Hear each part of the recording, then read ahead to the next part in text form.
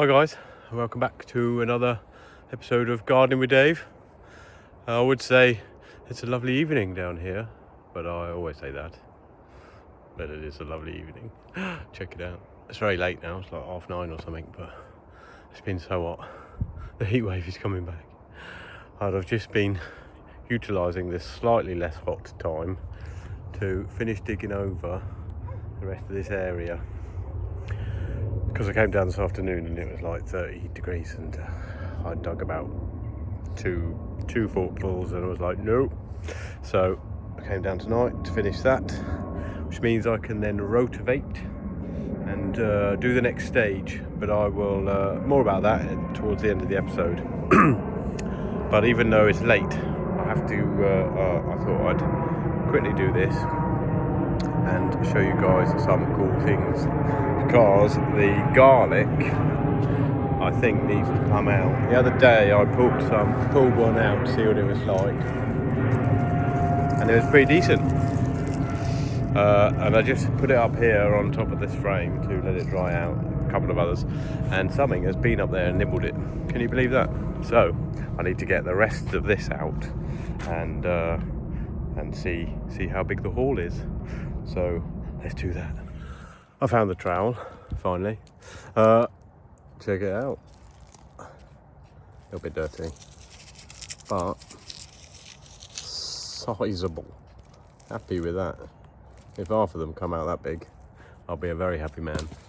Anyway, I'm going to crack on now and dig the rest of these up because I don't want them in the ground any longer. The thing about garlic is, looks nice for a bit, nice and green. Then it all goes dry and yellowy, but it's still alive, and that you can keep watering it, and the bulb is still swelling.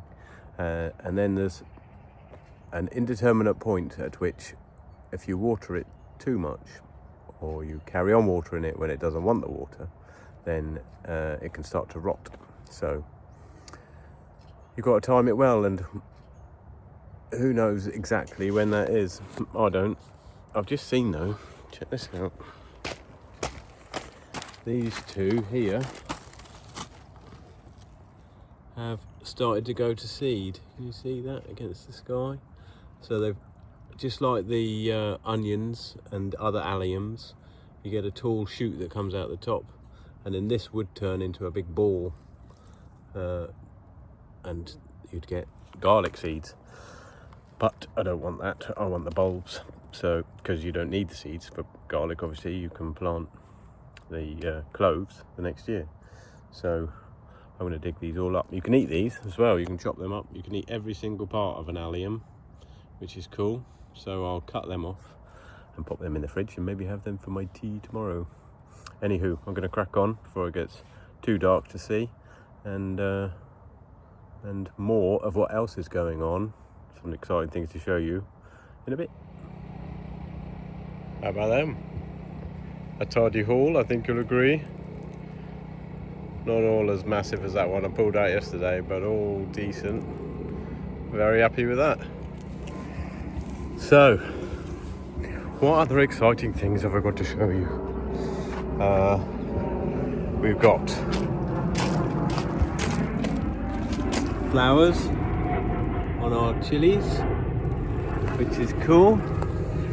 Loads of flowers on our tomatoes, and lots of tomatoes coming. Check out those purple ones, and look at this fella here. Look at the size of him. Oh, another big one underneath, more orthodox looking one. So they're all doing well. And onions, think I might need to pull those soon. Especially those two second rows. Carrots normal, and other shallots all coming on. Spinach, it's very happy. Should pick some more of that soon. Everything in. The brassica tent is doing very well. Cabbages, and here you can see these are the cauliflowers, and then at the far end the sprouts. But I've weeded all of that, so you give them a bit more room, and they've come on in a few days since then. All the runners are starting to climb up and nearly at the top. Oh, one of them's made it to the top. And I don't know if we've got any flowers. Oh, we have, look. Check it out. Which ones are these? These are normal green beans. Some on the bolottis as well. Cool. How about that? And some on the yellow ones as well. Look at those white flowers. The bolottis are like a pink, and the French green are purple. Very cool. No flowers yet on the runners, but they are coming. They're cool. These are the courgettes and butternut squashes and marrows that are moving today, in a minute in fact. But before I do that, let me show you one more thing that I spied yesterday. In here is the summer squashes and the two pumpkins. Come round here. Where is he? Couple down there. There's a massive one. Oh look, there we go. Check him out. Happy days. Plenty of time for him to get ridiculously big. And then the summer squash looks like a flying saucer. Look at that. It's insane. I'm going to pick him now actually. Ow! These spines on these leaves can be a bit stabby. See if I can twist this fellow off.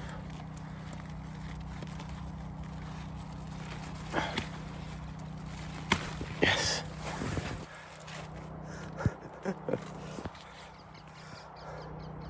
What a perfect specimen of a summer squash or flying saucer. I like to slice these down the middle and take the top and bottom off and barbecue them like burgers. They're amazing. Very cool. But yes, moving those out there because that's where the leeks need to move to, and that has to happen soon. So I'm moving them to the new bed. But let me hand over to Dave and earlier today to see how that went. Let the tilling begin.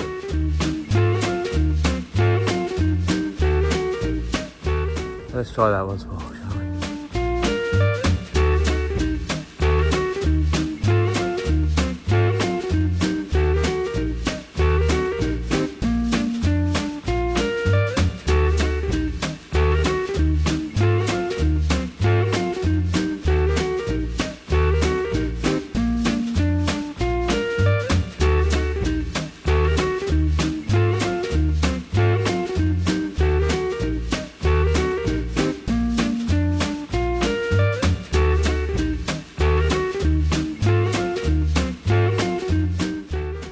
Yeah, get down here.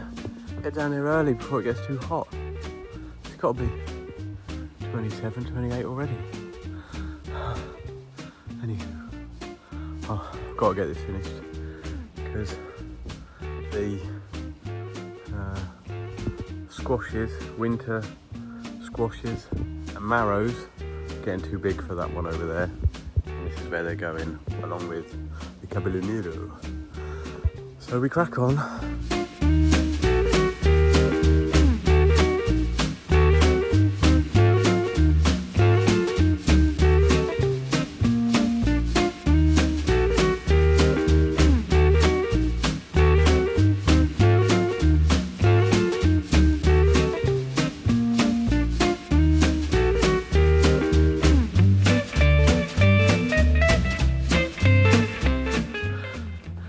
Stay hydrated, people.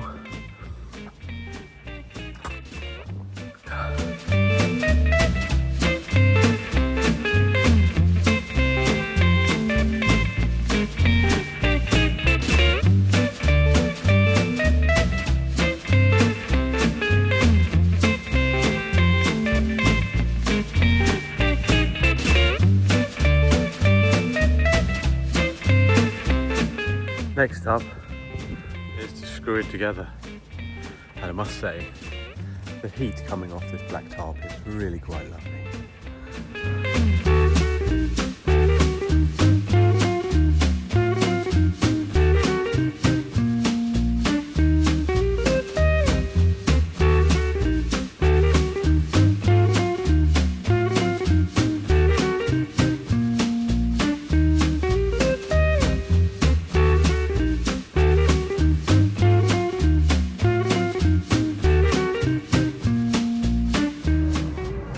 Next, take a tape measure and measure the diagonal corners.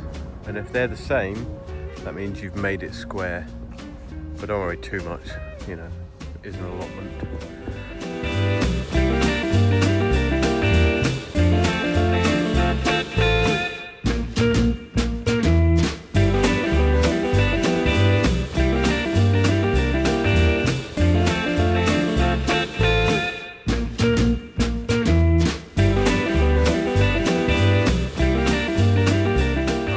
Run out of staples.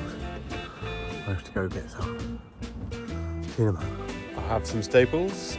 I've cut some strips of the black plastic to go in the corners here.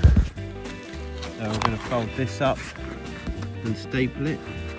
And obviously, as I cut it, this bit's missing. So pop in a piece like this to protect the wood from the muddiness and the watering and all of that. Should help it last a bit longer. So let's do that.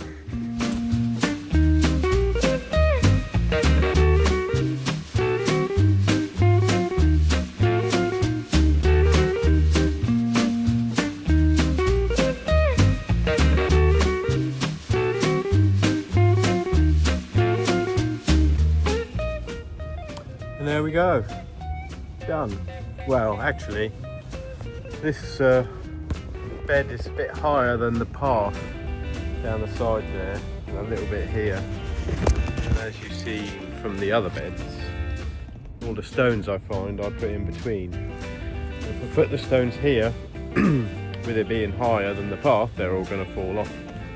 So what I might do is go around and dig a bit out of the edge pieces, put it inside, and then put the stones on, and they won't have anywhere to go then. It's going to be fine on these three sides, but that tarpaulin carries on, and that means I've got to move all that stuff. Never mind, fun and games. Nearly ready for planting.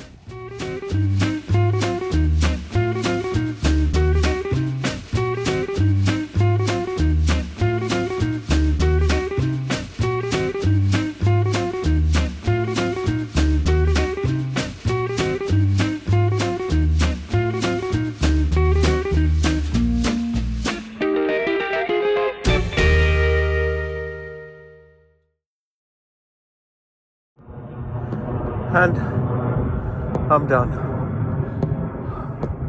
Oh my god. How about that? One easy raised bed ready for planting. It's a lovely loam, this soil. It's very sandy, a little bit of clay, a little bit of silt. This would have all been floodplain for the Thames. The soil here is really good. Things like carrots, love it. But yeah, carrots aren't going in here. We have got, maybe I'll show you quickly. Oh, there's a little bit of a breeze. That's pretty pleasant. So I've got these Cavolo Nero that I've been keeping alive in pots to go in there. And these courgettes, winter squashes, butternut squashes, and marrows further up, because obviously this is where the leeks are going to go. The first lot of leeks are starting to establish. They have had a hard time of it establishing, to be fair, because of the warm weather and whatnot. Nothing likes being transplanted, but that's cool. What was the other cool thing I was going to show you? Remember to pick your veg. So things like beetroot, chard, spinach. If it's too dry, it decides to stop growing leaves and decides to go to seed. As you can see from this white chard here, it's gone to seed. So I could pick these leaves that are already on it, but it's not going to produce like the others will. So remember, I thinned all these out. I picked loads of chard off this yesterday. Could probably pick more actually, but by picking it, it's taking the stress out of it, and the water that you do put on, the water that it gets, is much more effective because it's not trying to keep a massive bush alive. It's only trying to keep the new smaller shoots alive. So don't forget to pick your veg because you do not want it to go to seed. I've lost that white one now. That's going to have to come out.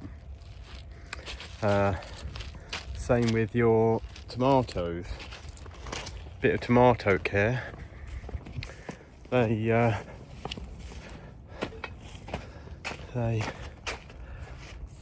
can see on hot days like this, the leaves starting to curl. You see that drooping over? That's because it's not getting enough water. Like, it should be watering twice a day at the moment. It's ridiculous. So what I do is just, you see that, just bend the lower bushes up and they snap, and then you can take them off.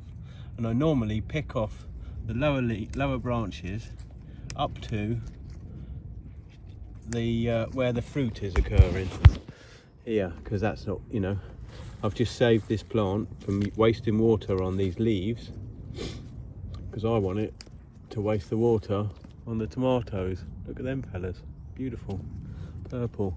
Not sure how I'm supposed to know when they're ready because it's still pretty hard.